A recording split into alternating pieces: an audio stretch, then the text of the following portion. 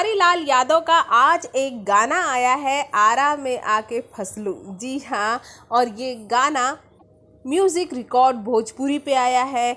इसकी कोई भी इंफॉर्मेशन खेसारी के फैंस को नहीं दी गई। अचानक इस गाने को रिलीज़ किया गया है।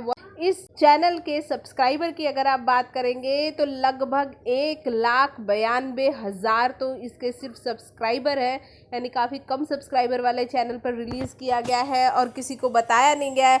और फिर भी इस गाने को बहुत ही अच्छा खासा व्यूज़ मिला है, लगभग 1.5 लाख 2 घंटे के अंदर। आप ये कह सकते हैं कि इस गाने के लिए खेसारी के फैंस को कोई इन्फॉर्मेशन नहीं थी। अचानक से इस गाने को रिलीज़ किया गया।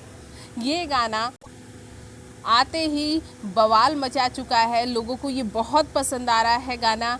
और ये डायरेक्ट इसका वीडियो रिलीज़ किया गया है। अगर आप इस गाने को देखना चाहते हैं तो आप जाइए डायरेक्ट इस चैनल पर और गाना देख लीजिए। और बहुत ही खूबसूरत गाना है, ये अच्छा गाना है। खेसारी लाल यादव की इसमें डांसिंग स्किल को देख सकते हैं।